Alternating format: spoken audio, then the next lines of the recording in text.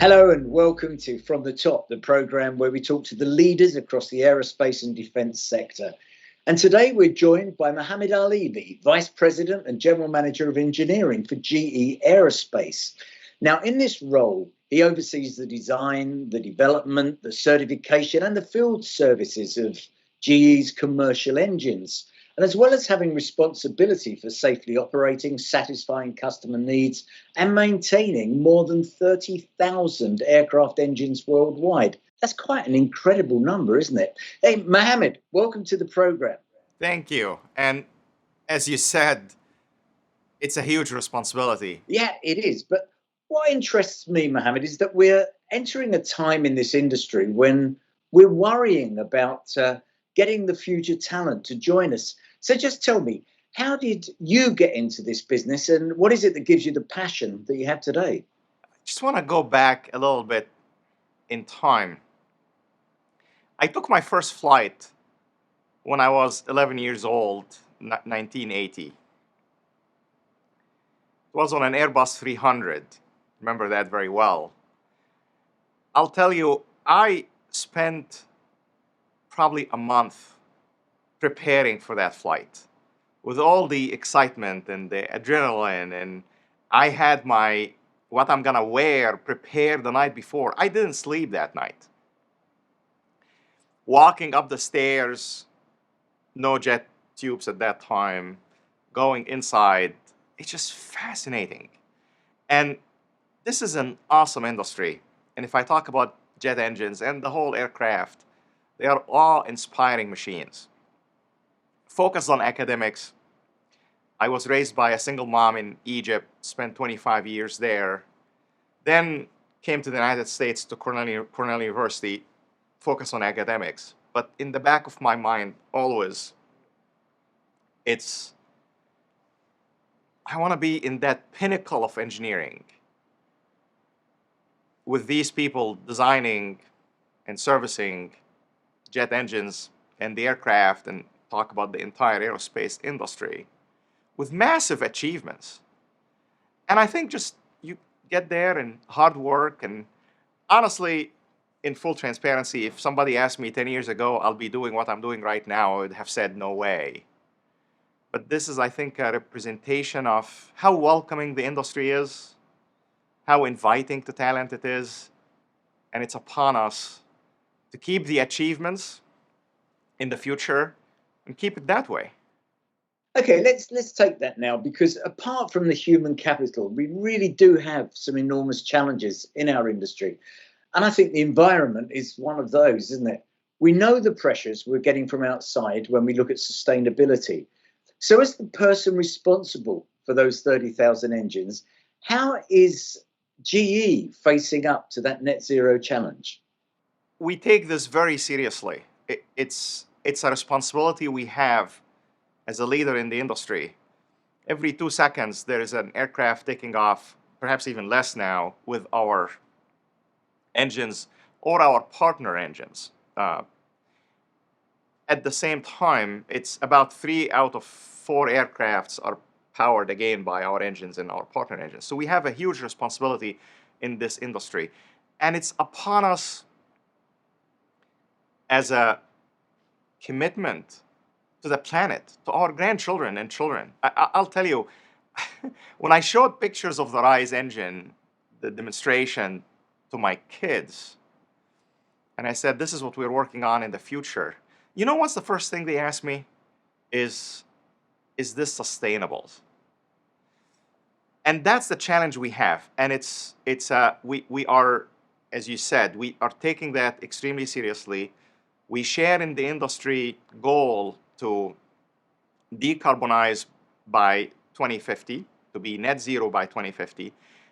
And we are committed to develop the technologies and maturing these technologies to achieve at least 20% better fuel efficiency, 20% fewer CO2, run on SAF and achieve 100%, also run on hydrogen in the future, and the hybrid electric technologies that we are maturing and developing. We are committed to a whole suite of technologies that will enable us in the latter part of this decade and into the next decade to pick the optimum architectures and technologies to meet the goals that we set for ourselves, that the industry set for ourselves, and the responsibility we have to this planet and, as I said, to our children and grandchildren.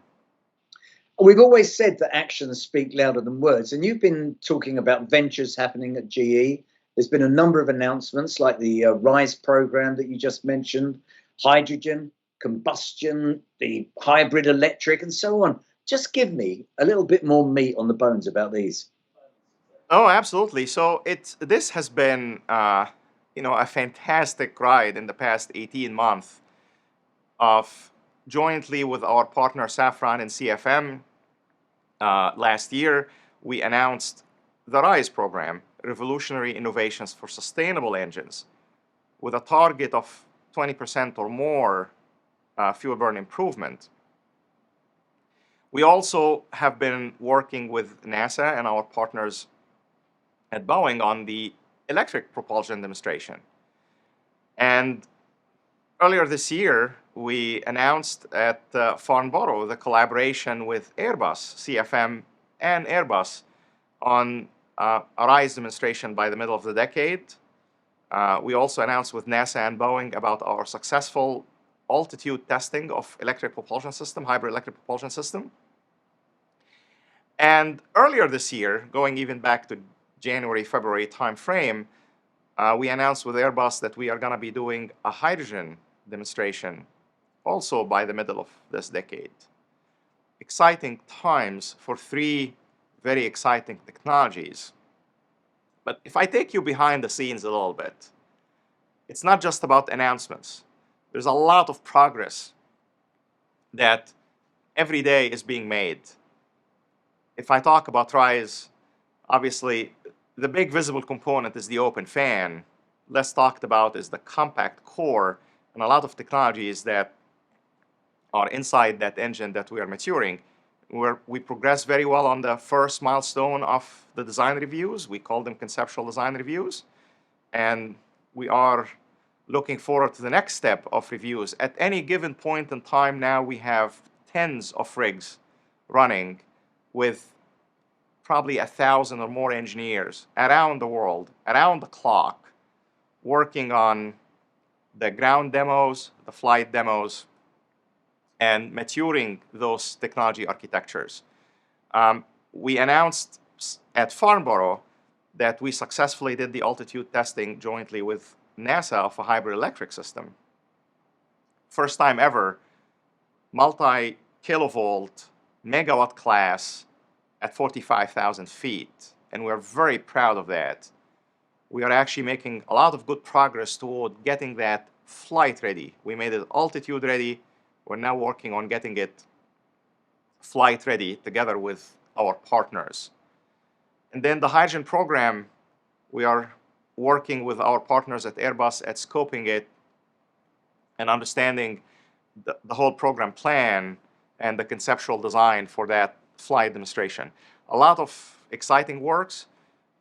We are also working with our partners, the airframers, on RISE, on cabin noise, cabin vibrations, and we are maturing that. And actually, I would say we like what we see. It's every step of the way we say, well, this is actually interesting. This is actually gonna work. Let's now move to the next step. And that's the methodical approach that we love in aerospace. Depth, methodical approach, maturing technology to enable us to have, by the middle of the decade, a menu of technologies that would allow us position to launch optimum architectures and technologies for together with our airframers and help the whole industry decarbonize. Of course, we know it does take time, and sometimes that message is hard to get across to a public pointing the fingers at us. But as we're waiting for hydrogen to happen, you know, the open fan technology and so on, there must be things we can do to get some results earlier. And I think SAF is one of those. So how important do you think it is to see sustainable aviation fuel actually coming to market to help us towards that net zero goal? Short answer, very. So why don't we? We are actually, as GE and CFM involved in pretty much every aspect of accelerating that, from qualifying sustainable aviation fuels. If you recall, we had many flights, including the world first flight on an engine running 100% on sustainable aviation fuel, that I actually had the privilege of being on that flight. So qualifying new fuels, innovating that, developing the standards for what that fuel is going to look like, propagating the message about the importance of that. Accelerating SAF is going to take many stakeholders. We talk about governments, agencies, regulators, the industry, which we are a member of, and we have a huge share of that. And we just need to methodically keep accelerating that and working with those stakeholders to accelerate the penetration of sustainable aviation fuel. Couldn't agree more that that's absolutely one big short-term lever.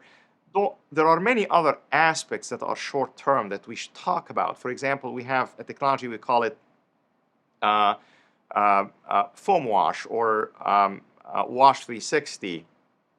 And that technology allows a better fuel burn every time we wash and maintain an engine.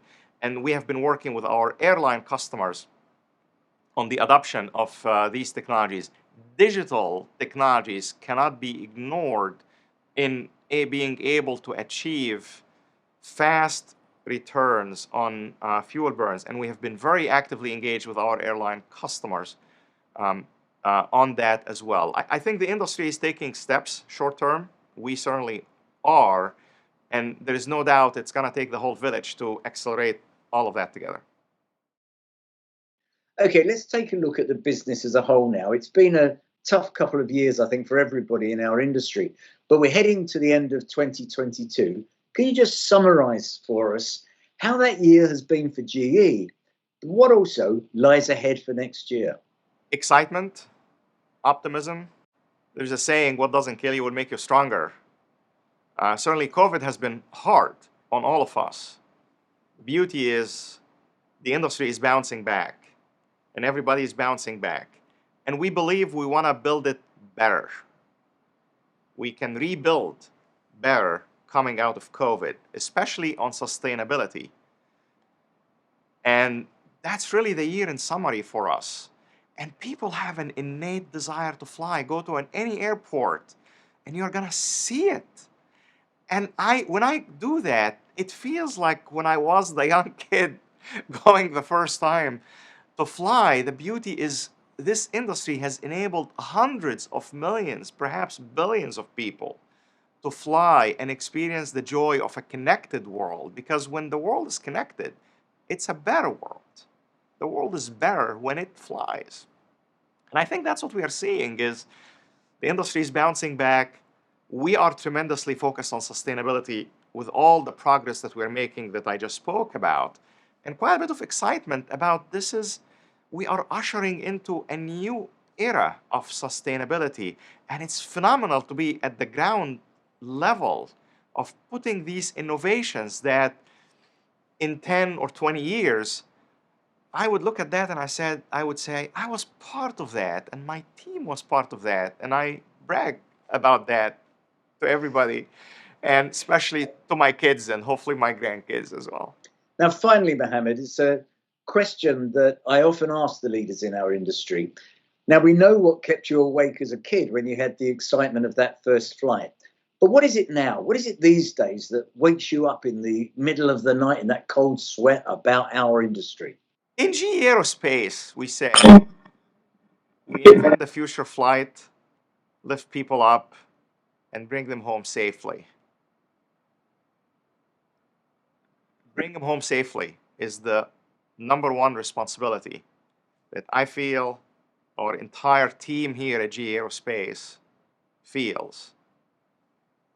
And we have the confidence of the public to keep doing that. And we intend to keep it that way. Bring them home safely. I also think about invent the future of flight and lift people up. Bring home safely is number one. Mohamed, thank you so much for joining us and sharing your thoughts with us today. Thank you. I appreciate your time. Well, don't forget, you can hear more from our industry leaders and just get a feeling about what's going on across this business by heading to our website, wearefin.com, and subscribing. Goodbye.